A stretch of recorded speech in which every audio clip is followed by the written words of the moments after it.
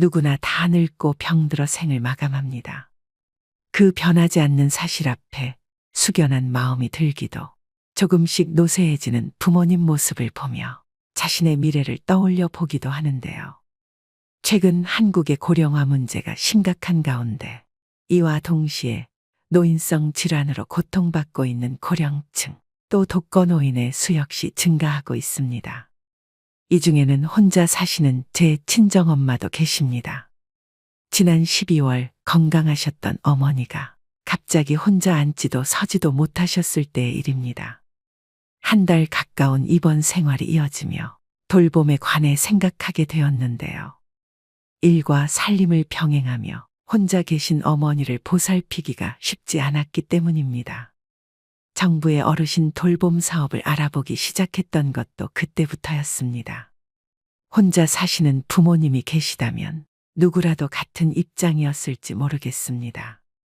어머니가 다치시기 전까지 돌봄은 나와 무관한 단어인 줄 알았습니다. 나이가 들면서 그게 아니란 걸 절실히 깨닫고 있는데요.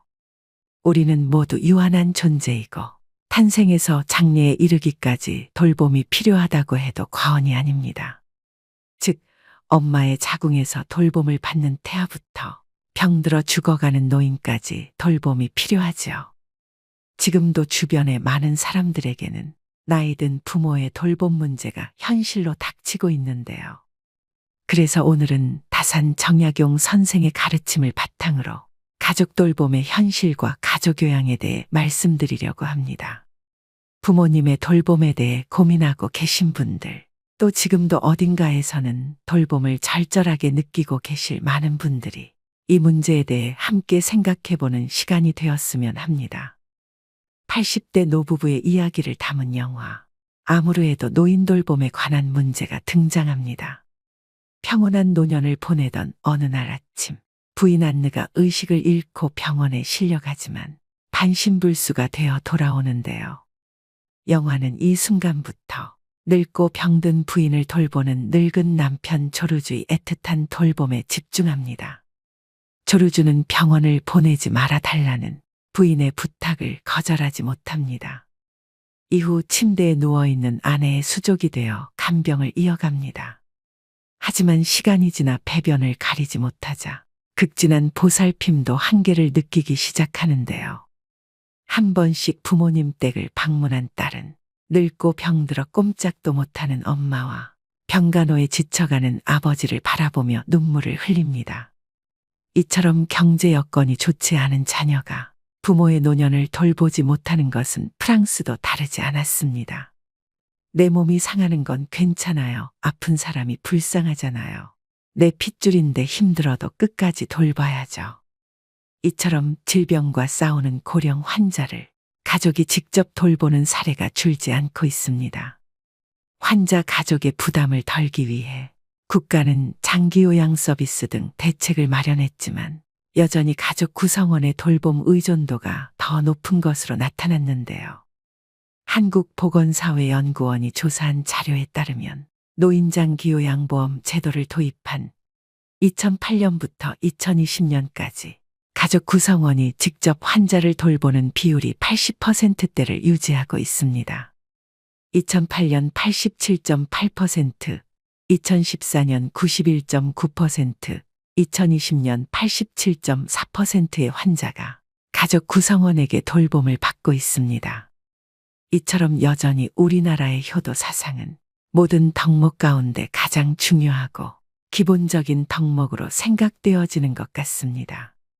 이는 효도는 가장 큰 덕이라는 다산 정약용의 가르침에서도 강조되고 있습니다.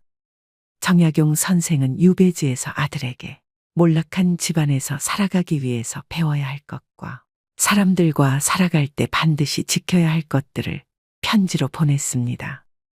친구를 사귈 때 반드시 멀리해야 할 세 종류의 사람 중 불효자를 사귀지 말아야 한다고 하는데요.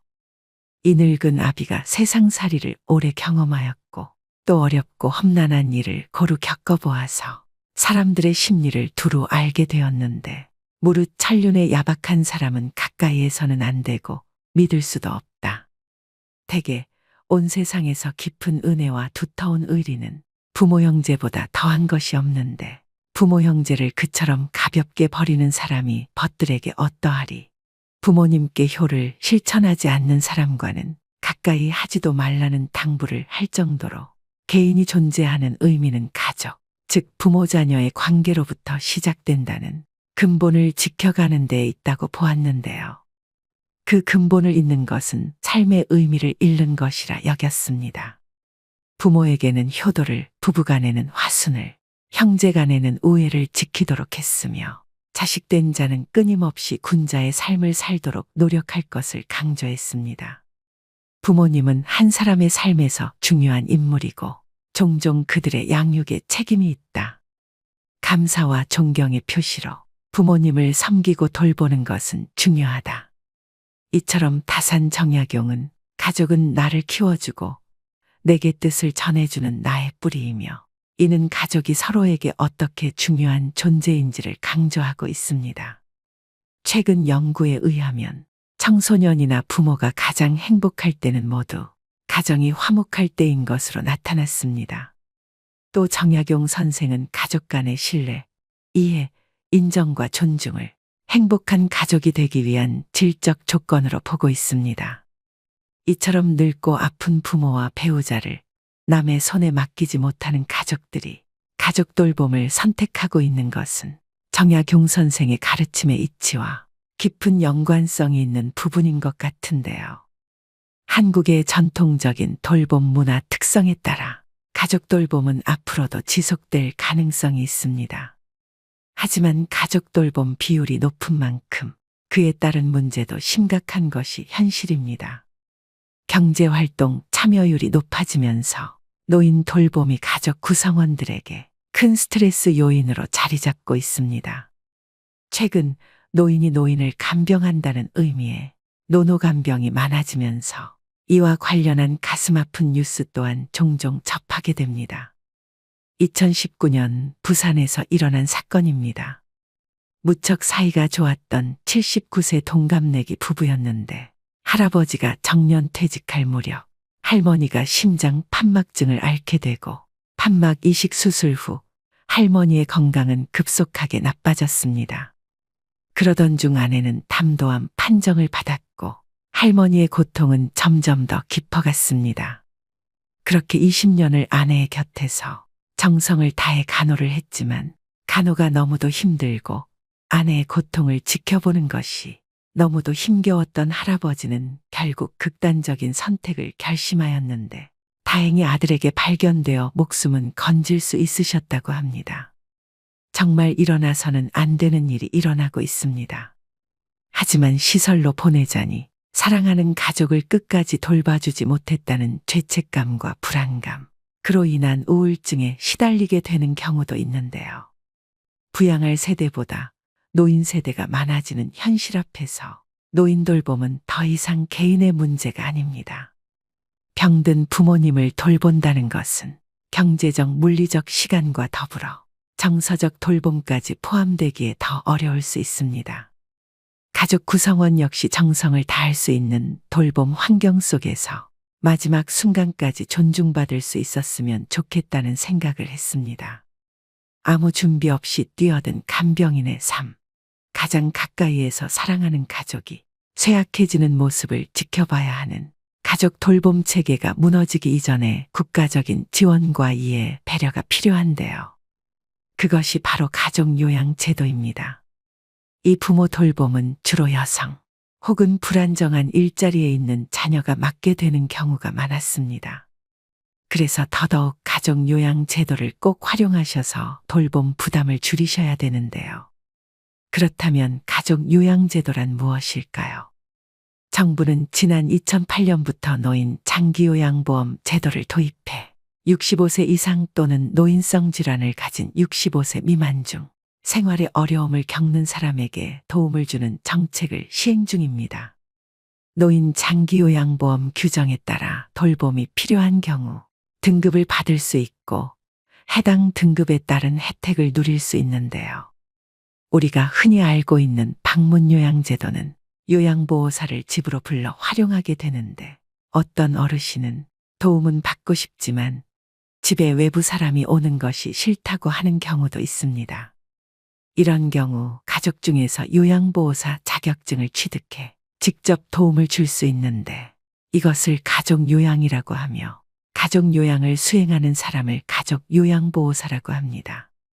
가족 요양보호사는 노인 장기요양보험에서 책정한 요양보호사 급여를 받을 수 있게 되는데요. 즉, 내 가족을 돌보고 매월 급여도 받을 수 있는 제도입니다. 쉽게 말하면 원래 내가 당연히 돌봐야 할 가족을 정부의 지원금을 받으며 간병하는 개념으로 가족 간병의 경우라면 이용하지 않을 이유가 없는 제도이기 때문에 급여를 받으면서 가족을 돌보시기를 권해드립니다. 그럼 가족 요양급여를 받기 위해서는 어떤 조건을 만족해야 될까요? 먼저 도움을 받는 가족이 등급 판정을 받아야 합니다.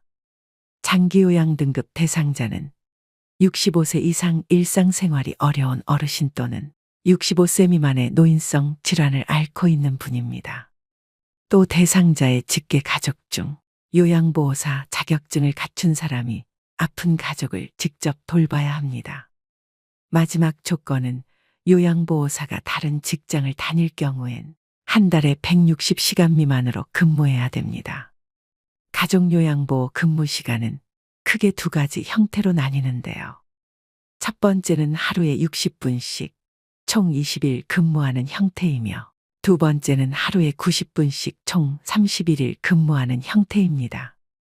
비용은 일반적으로 정부 지원금 85%에 본인 부담금 15%이지만 차상위 계층의 경우 본인 부담금이 6%에서 9%, 기초생활수급자는 100% 정부 지원금이 나오게 됩니다.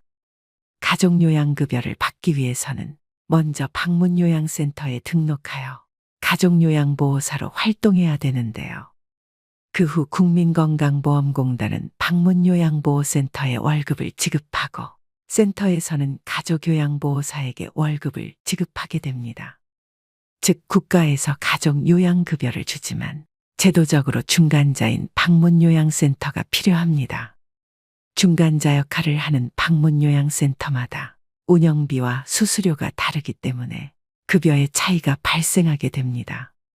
즉, 센터의 재량에 따라 시급이 책정되므로 센터별로 차이가 있다는 점을 유념하셔야 됩니다.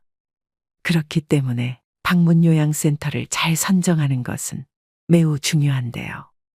때문에 방문요양센터를 선정하실 때 반드시 주의해야 하는 사항들이 있습니다.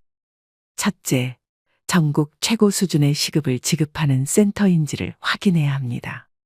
둘째, 어르신들께 중요한 정보를 적합하게 제공하고 체계적인 관리가 되고 있는 센터인지 확인해야 합니다. 셋째, 믿고 신뢰할 수 있는 기업인지 확인해야 합니다. 지금부터 집중해 주시길 바랍니다. 이 모든 조건들을 가지고 있고 현재 전국에서 가족요양 최고급여를 지급하고 있는 케어링이라는 센터를 소개해 드리겠습니다. 케어링은 가족요양과 방문요양, 주간보호 등을 제공하는 대한민국 1등 요양서비스 기업으로 현재 1만 명 이상의 보호자와 어르신이 선택한 업체입니다. 현재 장민호와 정동원이 모델로 있는 대형 브랜드이고 2년 연속 소비자 만족지수 1위인 방문요양센터인데요. 또 앞서 말씀드렸듯이 전국에서 가장 높은 시급을 지급하고 있는 기업이자 보건복지부 예비 사회적 기업으로 투명하고 믿을 수 있는 곳입니다. 제일 궁금해하실 케어링의 가족요양급여는 하루 90분 기준 월 최대 116만 원, 60분 기준 월 최대 65만 원을 지급해드리고 있습니다. 현재 케어링에는 1만 명에 이르는 가족요양보호사가 활동하고 있는데요. 제 주변 지인들 중 가족요양을 하고 있는 지인들도 최근 케어링으로 방문요양센터를 대부분 옮겼을 만큼 신뢰할 수 있는 센터라고 자신있게 말씀드릴 수 있습니다. 대부분의 어르신들이 이런 국가적인 제도를 신청하려고 할 때 제일 많이 겪는 어려움은 신청 방법의 복잡함인데요. 노인장기 보험제도를 확인하려고 여러 복지기관 홈페이지에 들어가서 직접 확인해 보려 하면 어떻게 신청해야 하는지 막막하기만 하고 어렵게 느끼십니다. 또 요양보호사 자격증 취득을 위해 국비 지원은 어떻게 받는 것인지 어려움을 느끼실 수 있지만 번거롭고 힘들게 알아보시지 마시고 이 모든 과정을 케어링을 통해 한 번에 해결하실 수 있습니다. 요양 서비스에 관련해서라면 케어링이 성심성의를 다해 항상 친절하게 응대해 드립니다. 그렇다면 어떻게 이렇게 좋은 급여와 복지가 가능한지 궁금하신 분들도 계실 겁니다. 가족요양급여를 받으며 돌봄을 하시다가 그만두셔야 되는 상황이 올 수도 있습니다. 이때 케어링은 많은 경력의 베테랑 분들이 가족 돌봄 그 이상의 소임을 하시게 됩니다. 또 케어링은 100% 본사 직영 운영으로 요양보호사분들을 관리하고 교육합니다. 이것은 가족요양에 최선을 다할 수 있게 하는 원동력이기도 합니다. 또 케어링은 매년 요양보호사들의 처우 개선을 위해 다방면으로 힘쓰고 있는데요. 이는 가족요양보호사분들을 포함한 요양보호사들의 돌봄의 질로 이어지기 때문입니다.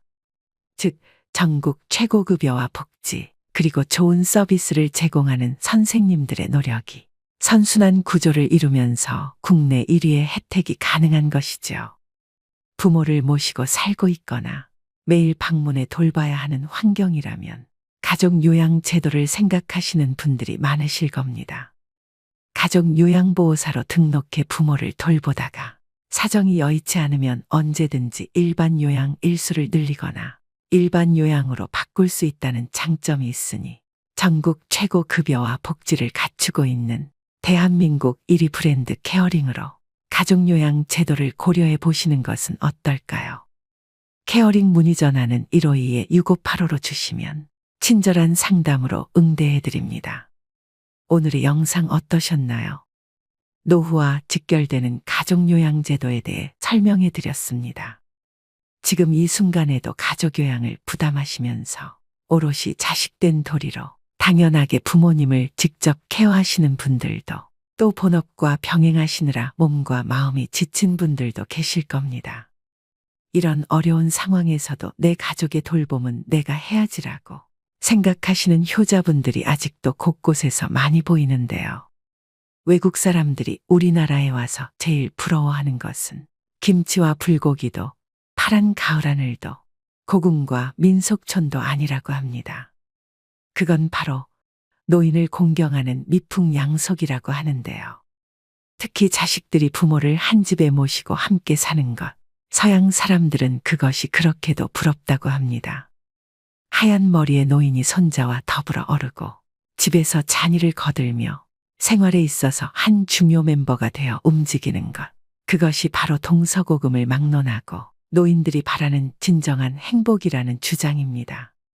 젊은이들이 노인에게 자리를 양보하는 것은 누가 해라 마라 해서 하는 것도 아니고 법에 규정되어 있는 것도 아니고 그냥 마음 깊은 곳에 자리 잡은 인간의 원초적 정에서 비롯되는 것입니다.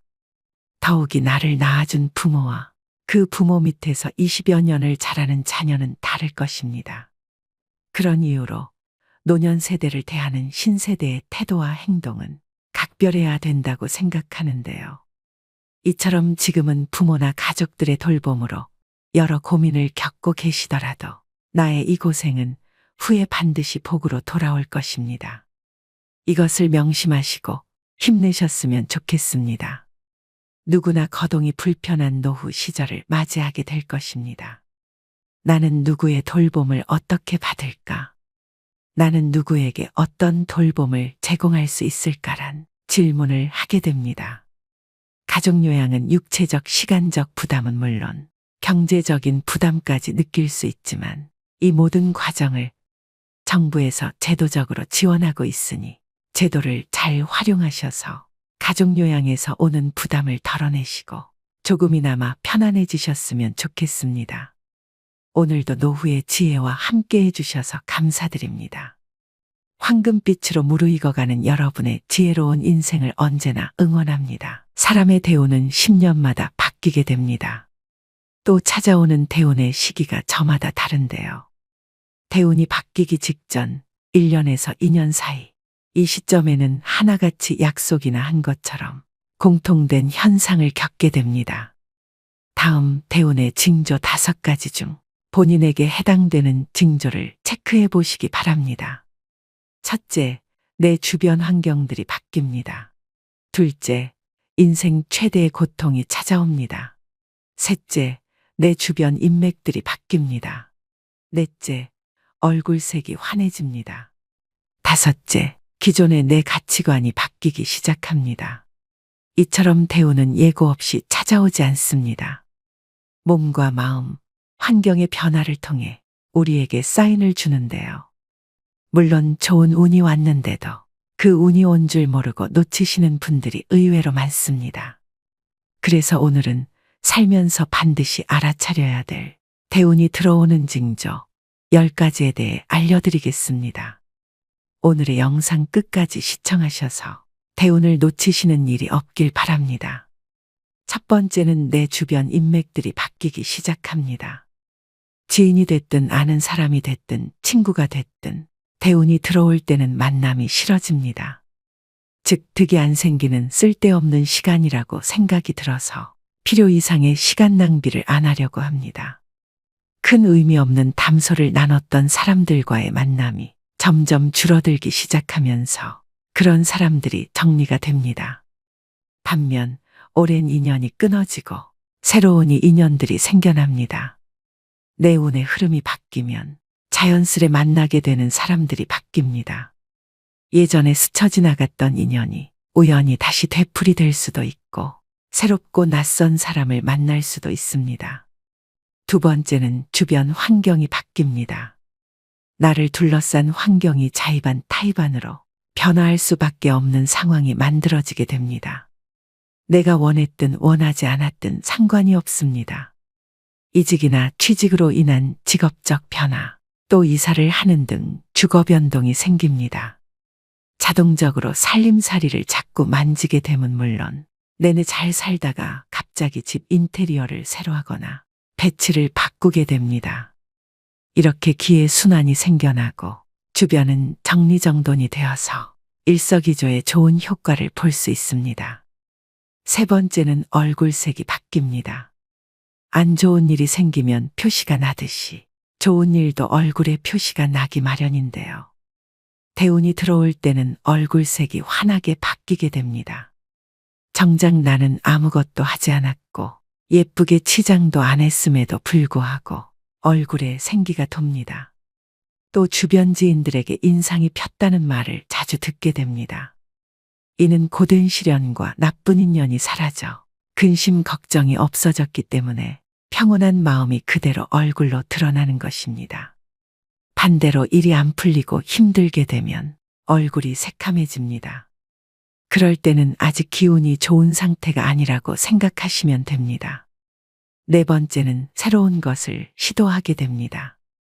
늘 생각만 하고 그냥 그렇지 하고 지나치던 것들이 새롭게 보이기 시작합니다.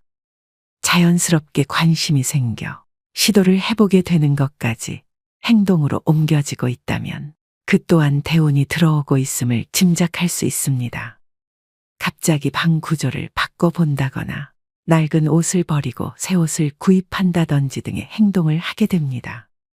나에게 익숙해진 것들을 버리고 정리한다는 것은 여간 쉬운 일이 아닙니다. 새로운 시작을 두려워하지 않는다는 것 자체가 좋은 대운의 기운이 느껴지는 대목입니다. 다섯 번째는 성격이나 말투가 바뀝니다. 작은 일에도 화를 버럭 내고 예민하고 까칠했던 사람이라도 대운이 들어올 때쯤엔 성격이 굉장히 너그러워지고 온화하게 바뀝니다. 말투 자체에도 여유로움과 따뜻함이 넘치게 되는데요. 이유 없이 마음이 편해지기 때문입니다. 좋은 운이 들어오기 시작하면 근심 걱정이 사라지고 마음에 여유가 생겨 느긋해집니다. 여섯 번째는 인생 최대의 고통이 찾아옵니다. 부모님이나 가족의 사망, 이혼, 사기, 폐업 등 인생 전반의 기틀을 흔들 만한 고통스러운 일이 생깁니다.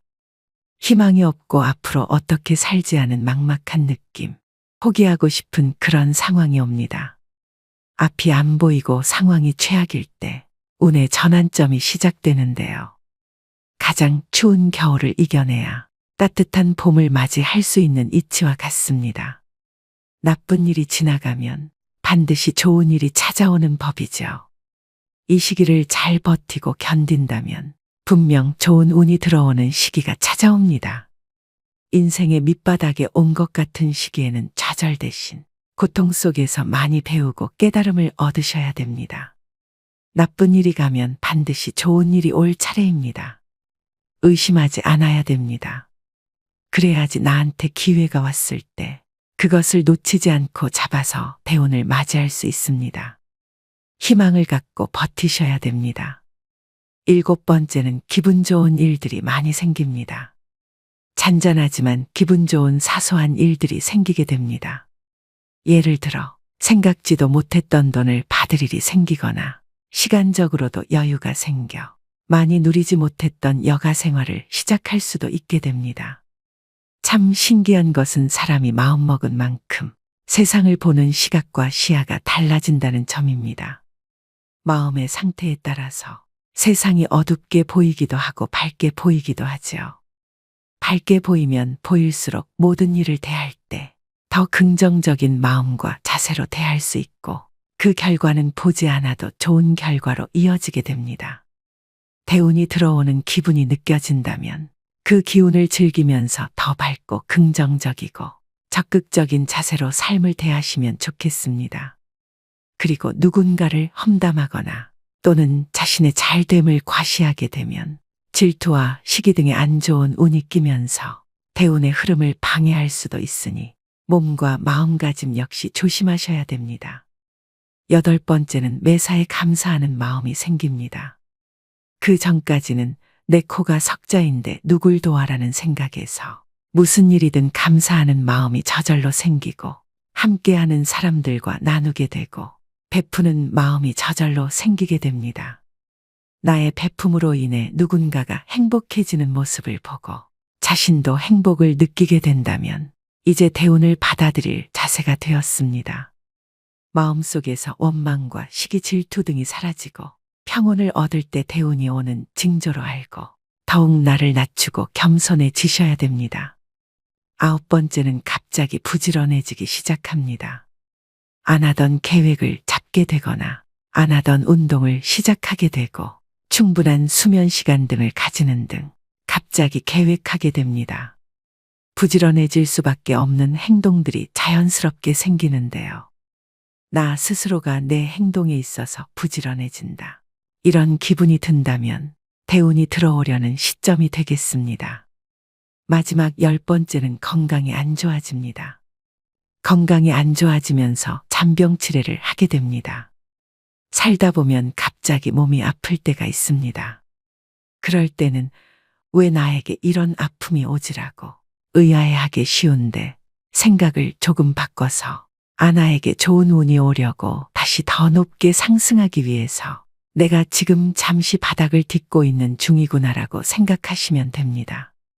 이렇게 갑자기 몸이 아플 때는 운이 새롭게 바뀌는 징조로서 나의 운이 바닥을 치고 다시 상승하고자 하는 때이므로 이때의 아픔을 잘 극복하고 이겨내시면 운이 더 좋게 바뀌게 됩니다.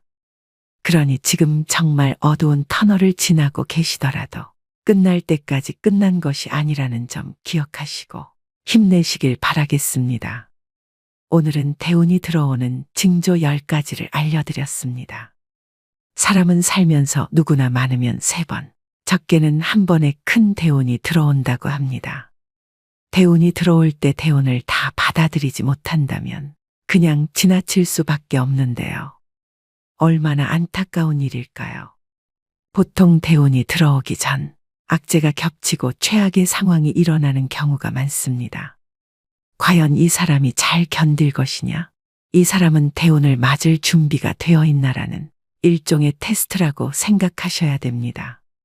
지금 나에게 이렇게 안 좋은 일들이 일어나니 곧 나에게 굉장히 좋은 운이 오겠구나. 이런 생각을 가져주시면 악재에서 빨리 벗어날 수 있습니다. 반대로 나 운이 안 좋은가 봐. 이런 생각을 하시면 꼬리에 꼬리를 물어 힘든 시간이 더 길어집니다. 물론 각자 사람에 따라서, 사주에 따라서 대운이 들어오는 시기는 다 다르지만 대운이 들어올 때 나타나는 위의 10가지 징조는 누구에게나 다 일어나는 현상입니다. 그러니 희망 잃지 마시고 용기 내셔서 모든 분들이 행복하셨으면 좋겠습니다. 이 영상을 보신 분들은 이미 운이 좋으신 분들입니다. 말씀드린 대운 징조 10가지를 숙지하셔서 본인 스스로를 한번 돌이켜 생각해 보셨으면 좋겠습니다. 또 한 가지 더 말씀드리고 싶은 점은 대운을 맞이하고 유지하는 방법입니다. 삶에서 대운을 맞이하고 유지하는 것은 새로운 시작과 지속적인 균형을 이루는 과정입니다.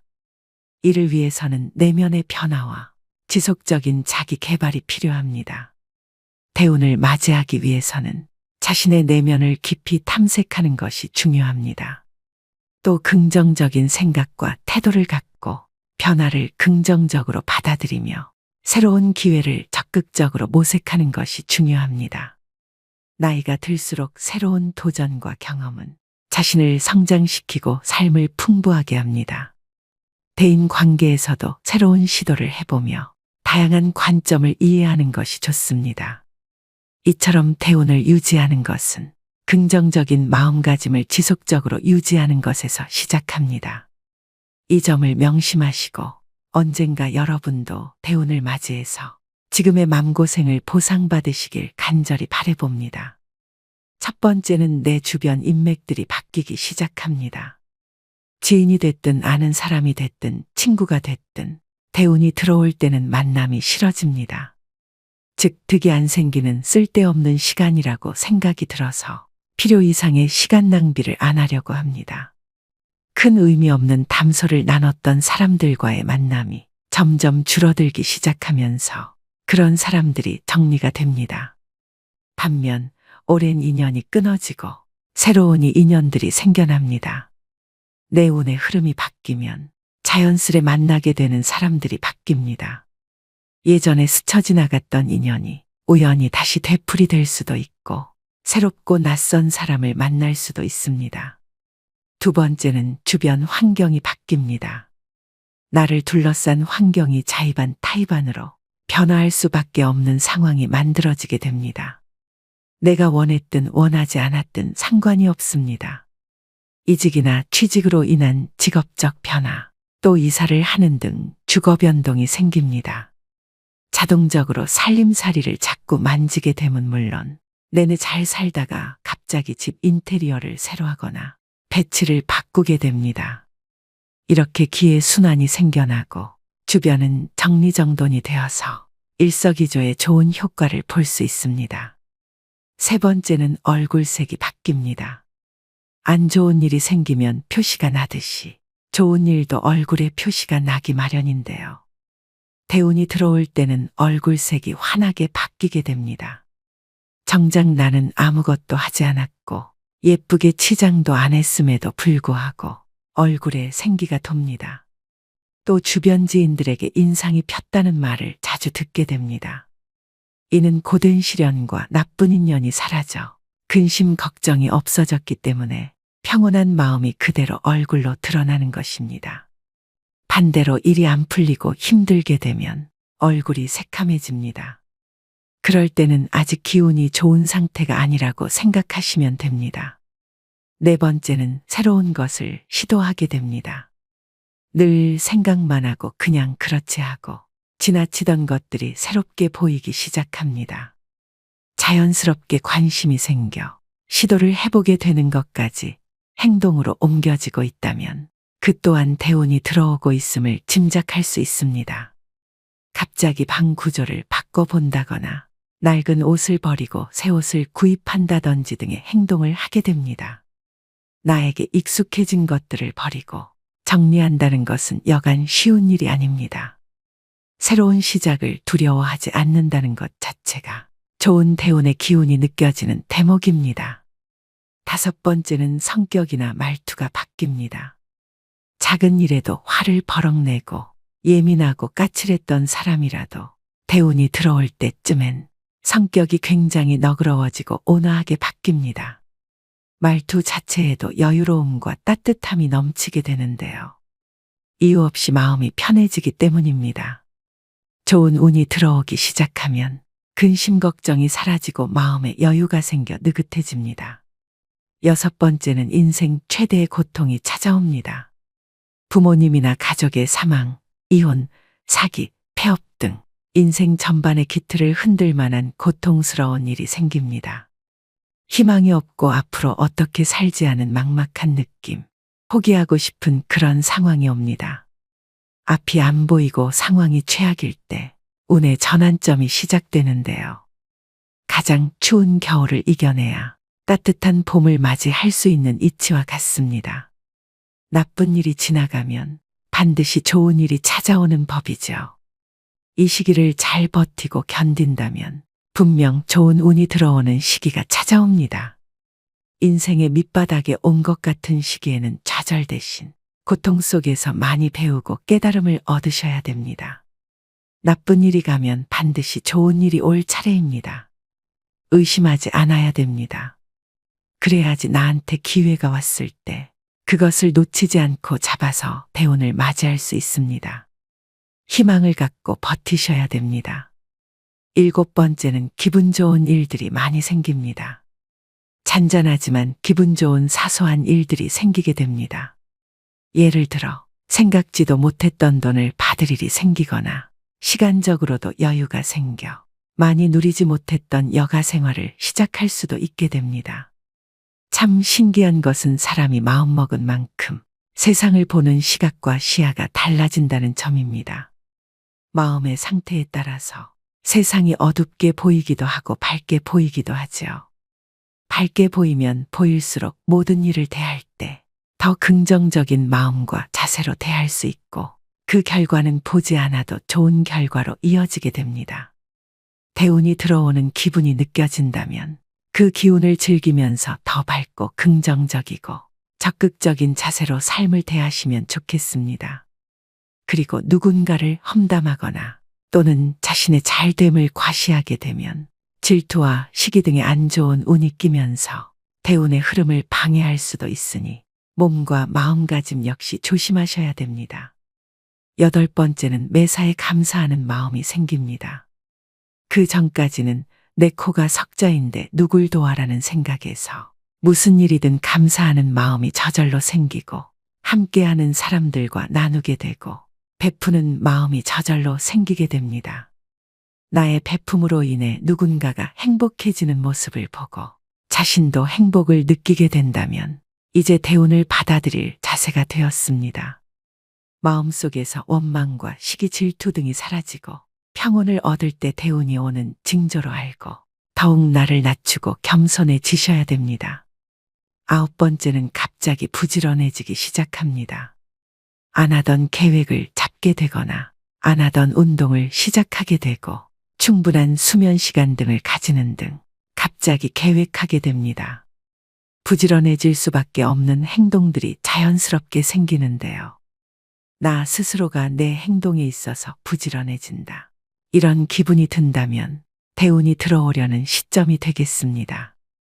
마지막 열 번째는 건강이 안 좋아집니다. 건강이 안 좋아지면서 잔병치레를 하게 됩니다. 살다 보면 갑자기 몸이 아플 때가 있습니다. 그럴 때는 왜 나에게 이런 아픔이 오지라고 의아해하기 쉬운데 생각을 조금 바꿔서 아나에게 좋은 운이 오려고 다시 더 높게 상승하기 위해서 내가 지금 잠시 바닥을 딛고 있는 중이구나라고 생각하시면 됩니다. 이렇게 갑자기 몸이 아플 때는 운이 새롭게 바뀌는 징조로서 나의 운이 바닥을 치고 다시 상승하고자 하는 때이므로 이때의 아픔을 잘 극복하고 이겨내시면 운이 더 좋게 바뀌게 됩니다. 그러니 지금 정말 어두운 터널을 지나고 계시더라도 끝날 때까지 끝난 것이 아니라는 점 기억하시고 힘내시길 바라겠습니다. 시간이 지날수록 계속 만나야 하나를 고민하게 되는 사람이 있습니다. 친구니까 거리만 좀 두면 되지 않을까요? 물론 그런 사람도 있지만 아예 빨리 결단을 내려야 할 사람도 있습니다. 인간은 혼자서는 살아갈 수 없는 존재이지만 나에게 악영향을 미치는 사람과 억지로 관계를 이어나갈 필요는 없습니다. 모든 인연을 감수하려 하면 인생이 남노하고 괴롭습니다. 오랜 친구니까 무조건 참거나 받아들여라. 만난 시간이 중요한 게 아닙니다. 감당하기 어려운 인연은 적절히 손절하는 것이 좋습니다. 나중에 후회해봐야 뒤늦게 발견된 암세포와도 같습니다. 빠르게 잘라내야만 내가 살 수 있습니다. 우리는 인연을 맺음으로써 도움을 받기도 하지만 그에 못지않게 피해도 많이 당하는데 대부분의 피해는 진실 없는 사람에게 진실을 쏟아부은 대가로 받는 벌입니다. 어떤 인연을 만나고 맺느냐에 따라서 내 행복과 불행이 결정됩니다. 여러분 가까이 있는 사람들이 여러분 인생을 만듭니다. 인생을 살아보니 인연은 아름답기도 하고 감사하기도 하고 불편하기도 고통스럽기도 합니다. 나이 들수록 아름답고 감사한 인연들만 안고 가셔야 됩니다. 운명은 타고나는 것이지만 팔자는 만들어가는 것입니다. 맞지 않는 인연의 끈을 놓지 못하고 끝까지 잡고 계시면 자기 팔자 자기가 꼬는 겁니다. 때문에 여러분의 방에 절대 아무나 들여서는 안 됩니다. 오늘 말씀드릴 유형의 사람은 오랜 친구라도 반드시 인연을 끊어야 되는 사람입니다. 그냥 평생 가까이 두지 않는 것이 낫다고까지 말씀드릴 수 있습니다. 영상을 끝까지 시청하셔서 더 이상 인간관계 때문에 나의 귀한 시간과 감정 낭비하지 않으셨으면 합니다. 첫 번째는 얻어먹기만 하는 사람입니다. 살다 보면 남에게 베풀 줄은 전혀 모르고 얻어먹기만 하는 사람들이 있습니다. 이런 사람들은 처음 한두 번은 내가 베풀 수 있어도 계속되면 온갖 정이 떨어지고 결국엔 질려버리고 맙니다. 상대가 좋은 차 탄다고 돈 제일 많이 번다고 이유를 대며 계속 얻어먹습니다. 다른 사람이 잘 된 것이 자기 덕분인 양 주인 행세하는 그 거지근성은 어디에서 나온 것인지 참 궁금합니다. 권리도 아닌데 권리인 양 착각하는 사람들은 인격이 미성숙한 사람입니다. 받는 게 당연한 줄로만 알고 나중에 안 주면 오히려 역정을 냅니다. 호의가 계속되면 호구가 된다는 말이 딱 이런 사람들 상대로 맞는 말입니다. 그들을 자세히 살펴보면 평소 자기가 하고 싶은 것들은 모두 누리고 유독 사람을 만날 때만 돈이 없다고 말합니다. 친구의 양보만 원하니 어처구니가 없습니다. 이처럼 당연하게 얻어먹는 사람은 다른 사람이 이룬 성공은 함부로 폄하하면서 자기가 가진 것은 굉장히 귀하게 여기는 이기적인 사람입니다. 이런 친구 중 적지 않은 수는 내가 어려울 때 나 몰라라 할 가능성이 높습니다. 내 어려움을 안타까워하기보다 얻어먹을 대상 하나가 줄었다는 식입니다. 다만 내가 사면 상대도 반드시 사야 한다는 것이 아닙니다. 얻어먹기만 하려는 친구와 형편에 맞게 사려는 친구는 눈에 보입니다. 형편이 안 되는 친구는 돈 걱정 말고 몸만 오라고도 합니다. 그 마음이 와닿기 때문입니다. 얻어먹기만 하는 친구는 작은 이익에 집착하는 옹졸함과 이기적인 면이 관계를 해칩니다. 친구를 이용만 한다는 생각에 만남이 짜증스럽습니다. 이런 친구에게 쓰는 돈은 헛돈 쓰는 것과 같습니다. 차라리 어려운 사람에게 기부하는 것이 100번 낫습니다. 얻어먹기만 하고 베풀 줄 모르는 사람은 평생 가도 그 버릇을 못 고칩니다. 이런 사람을 가까이 하면 내 주머니만 가벼워지고 내게는 득될 것이 하나도 없음을 명심하셔야 됩니다. 두 번째는 부정적인 사람입니다. 만날 때마다 우울한 얘기, 힘든 얘기, 불평불만을 쏟아내는 사람입니다. 매번 들어주다 지쳐 해결 방안을 찾아주면 온갖 핑계를 대며 안 돼, 못해를 시전합니다. 새로운 가능성과 희망에 대해 얘기하는 상황에서도 이건 이래서 못한다, 그건 저래서 안 된다. 안 되는 이유들만 늘어놓습니다. 어떻게든 부정적인 흠만 후벼 파는 사람입니다. 즉, 나를 소모해서 자신을 충전시키는 에너지 뱀파이어 유형입니다. 곁에 두게 되면 제일 위험한 인물이라고도 할 수 있는데요. 부정적인 에너지는 반드시 서로 전염됩니다. 이 과정은 나도 모르게 일어나기 때문에 더더욱 알아차리기 힘듭니다. 이런 사람이 옆에 있으면 될 일도 안 됩니다. 부정적인 사람과 시간을 많이 보내게 되면 현상에 대한 객관화가 잘 안 돼서 바른 방향으로 가기가 어렵습니다. 즉, 호랑이 입에 여러분의 머리를 넣어선 안 된다는 말입니다. 이런 사람들은 주위의 에너지를 뺏고 건설적인 생각을 차단시키는 아주 위험한 존재인데요. 나의 꿈도 내 목표도 모두 차단시킬 사람입니다. 특히 내가 힘들거나 불안정한 상황일 때는 더더욱 영향을 받고 흔들리기 쉽기 때문에 1순위로 멀리해야 될 사람입니다. 말이 씨가 된다는 말 다들 들어보셨을 겁니다. 말에는 생각이 담겨져 있고 생각은 그 무엇보다 크고 강력한 존재이기에 우리는 늘 조심하고 또 조심해야 합니다. 처음엔 무심코 들었던 그 부정적 씨앗이 나중에는 자신을 집어삼킬 수도 있음을 명심하셔야 됩니다. 사람을 곁에 두는 것은 정말 신중히 해야 하는 일인데 부정적인 사람을 곁에 둔다는 것은 내가 하는 모든 일이 잘 안 풀리고 나쁜 상황만을 맞이하고 싶다는 이야기와도 같습니다. 오히려 만나는 모든 사람을 존중하고 배우려는 긍정적인 태도를 가지고 있는 사람과 가까이 해야 됩니다. 단언컨대 부정적인 사람은 여러분의 인생에 단 1%도 도움이 안 됩니다. 과감히 손절하셔야 됩니다. 세 번째는 뒷담화하는 사람입니다. 우리가 인생을 살아가면서 아예 뒷담화를 안 할 수는 없다고 생각합니다.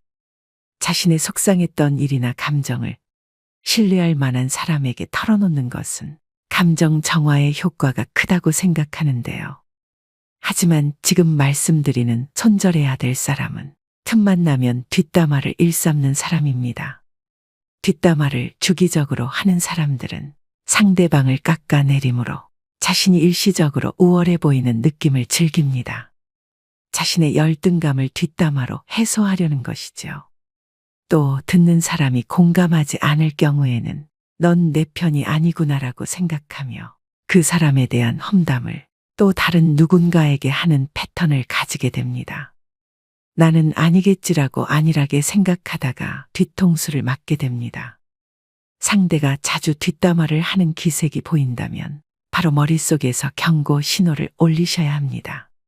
특히 이런 사람들의 가장 큰 문제점은 어디서 전해들은 이야기를 부풀려서 사실인 양 여기저기 퍼나르고 남의 치부나 약점까지도 전혀 경각심 없이 나불거릴 수 있다는 점입니다. 어렵게 꺼낸 내 비밀 이야기도 다른 사람들에게 고스란히 전달될 수 있다는 점을 명심하셔야 됩니다. 뒷담화 잘하는 친구가 있는 모임에 가보면 자신들의 이야기는 없고 남의 이야기로 시작해 남의 이야기로 끝이 납니다.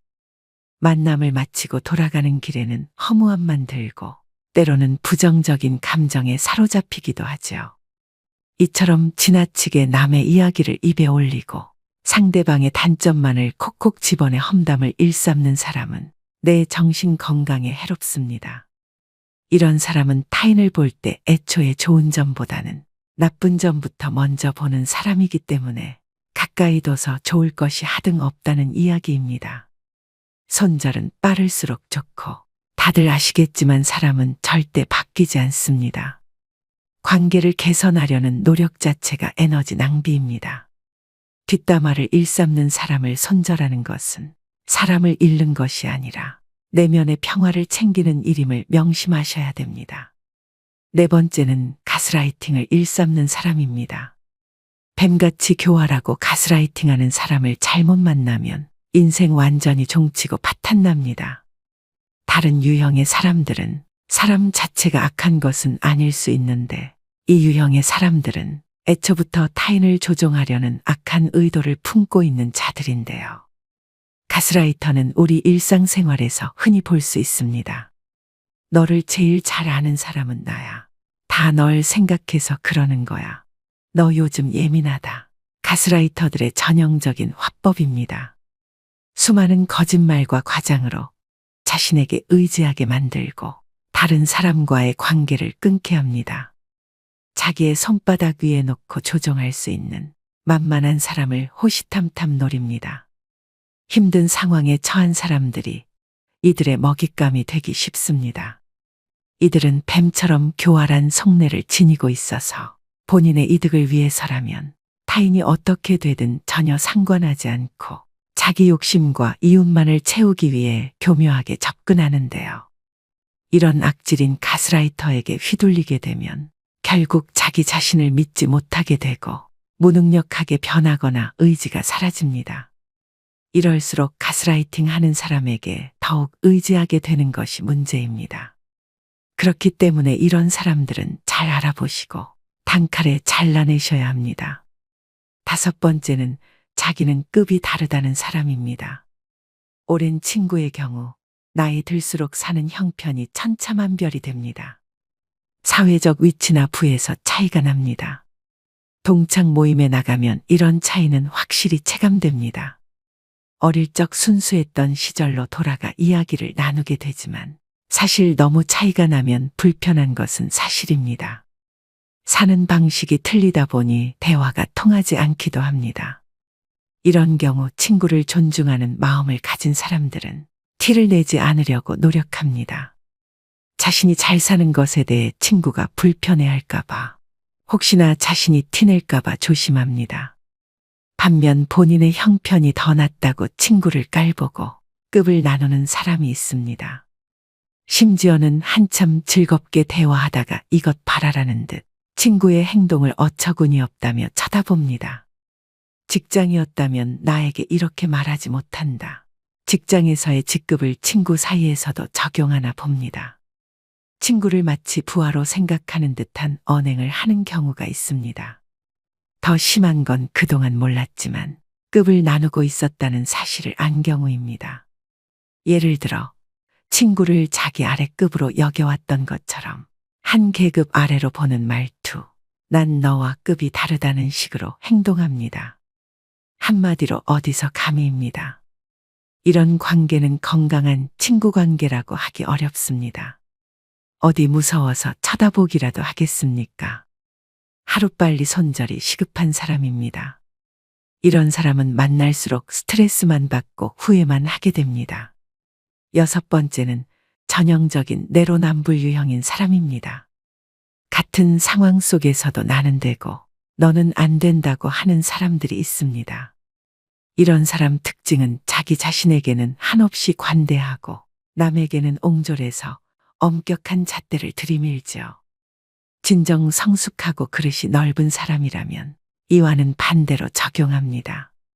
자기 자신은 엄격하게 돌아보고 다른 사람은 너그럽게 용서할 줄 알아야 합니다.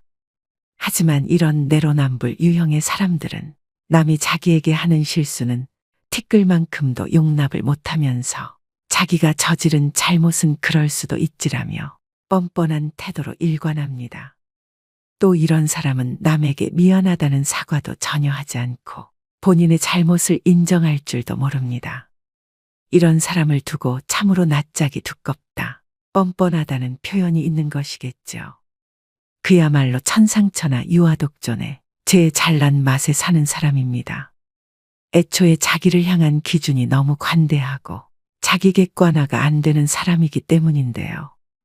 이런 사람과 대화를 하다 보면 우라통이 치밀거나 속에 천불이 납니다. 이 사람과 똑같은 사람이 되기 싫어 꾹꾹 참으며 배려심 있게 행동하지만 결국 같은 상황이 되풀이되는 악순환입니다. 이런 사람과 엮이면 매우 피곤하고 아무리 말을 하고 설득을 해도 씨알도 먹히지 않기 때문에 그냥 차라리 조용히 손절을 하고 멀어지는 것이 내 심신안정에 이로운 길입니다. 마지막 7번째는 시간이 아깝게 느껴지는 사람입니다. 의미 있는 만남인지 아는 방법은 무엇일까요? 누군가와 헤어져 집으로 갈 때 발걸음이 가볍고 기분이 좋다면 의미 있는 만남이라고 말합니다. 반대로 울적하고 함께 보낸 시간이 아깝게 느껴진다면 잘못된 만남으로 이런 만남은 인생을 소모하고 있다는 찝찝함을 남기기 때문에 되도록 피하는 게 좋다고 당부드립니다. 시간을 헛되이 낭비할 바에는 친구를 잃는 쪽을 택하셔야 됩니다. 흘러간 시간은 돌이킬 수 없지만 친구는 새로 사귈 수 있기 때문입니다. 생각보다 인생은 짧습니다. 나이 먹을수록 시간의 의미를 깨닫고 만남을 소중히 여기게 됩니다. 이때 만남은 양이 아니라 질입니다. 사람을 만났는데 느낌이 싸하거나 거북하다면 일단 만남을 중단하는 것이 좋습니다. 이런 사람은 앞으로 위험을 몰고 올지도 모릅니다. 만날수록 내 자존감이 떨어지고 기가 빠진다면 만나지 않는 것이 좋습니다. 느낌은 찜찜한데 억지로 만나고 나면 역시나 기분이 좋지 않은 경우가 많지요. 책 적정한 삶의 저자인 김경일 심리학과 교수가 한 강연에서 제안한 전화번호를 차단하는 방법도 효과적이라고 생각합니다. 찜찜한 사람에게 전화가 오면 조마조마할 때가 있습니다. 전화를 받으면 자기도 모르게 약속을 잡고 약속일이 다가올 때까지 스트레스를 받습니다. 아예 번호를 뜨지 않게 하면 이런 고통에서 벗어날 수 있습니다. 우연히 만나게라도 되면 전화기를 바꾸다가 연락처를 모두 날려버렸다고 하면 됩니다. 이때 절대 구구절절 설명하려 들지 마십시오. 내 마음도 부담스럽고 상대방에게도 들키게 됩니다. 가볍고 간단하게 말하면 됩니다. 죄 지은 사람처럼 행동하고 길게 설명하는 태도는 재발절인 행동입니다. 이런 사람과 애써 만남을 유지하면서 내 소중한 수명을 깎아먹지 마시기 바랍니다. 오늘의 영상 어떠셨나요? 말씀드린 손절해야 되는 사람 유형 7가지는 친구를 떠나서 모든 인간관계에서 통용됩니다. 어릴 때는 인간관계를 정리하고 손절을 하면 세상 큰일이 나는 줄 알았습니다. 그런데 나이가 들수록 내 곁에 나와 잘 맞고 대화가 잘 되는 사람이 있다는 게 감사하다는 생각이 듭니다. 안 맞는 사람들은 하루라도 빨리 끊어내는 것이 내 인생을 윤택하게 만드는 길임을 깨닫습니다. 상처를 받을 것인지 말 것인지 또 상처를 키울 것인지 말 것인지도 내가 결정합니다. 그 사람의 행동은 어쩔 수 없지만 반응은 언제나 내 몫입니다. 진정한 인연이라면 최선을 다해서 좋은 인연을 맺도록 노력하고 스쳐가는 인연이라 생각되면 무심코 지나쳐버려야 합니다. 그것을 구분하지 못하고 만나는 모든 사람들과 헤프게 인연을 맺어 놓으면 쓸만한 인연을 만나지 못하는 대신에 어설픈 인연만 만나게 되어 그들에 의해 삶이 침해되는 고통을 받아야 합니다. 사람의 타고난 성격은 좀처럼 변하지 않으므로 고쳐 쓰기보다는 인연을 바꾸어 쓰는 것이 옳습니다. 즉 덩굴손 나무는 가까이 두면 감고 올라가 해롭게 함으로 싹을 잘라버려야 함과 같죠. 물론 상대방이 한두 번 잘못했다고 가차없이 손절하라는 것은 아닙니다. 오랜 친구니까 그동안 이해하고 넘어갔던 부분이 많으실 겁니다. 많이 만나보고 심사숙고해서 내리는 결정입니다. 아닌 줄 알면서도 끝까지 붙들고 계시는 분들이 많습니다. 놓을 땐 놓을 줄도 알아야 됩니다. 모든 미련은 시절에 달린 것이며 언제 떠나느냐의 분기점이 다를 뿐입니다. 다스림에는 한계가 있으며 이를 분별하는 것이 통찰력이죠. 오늘의 영상이 인간관계에 있어 통찰력을 기르는 시간이 되셨길 바랍니다. 오늘도 노후의 지혜와 함께 해주셔서 감사드립니다. 황금빛으로 무르익어가는 여러분의 지혜로운 인생을 언제나 응원합니다.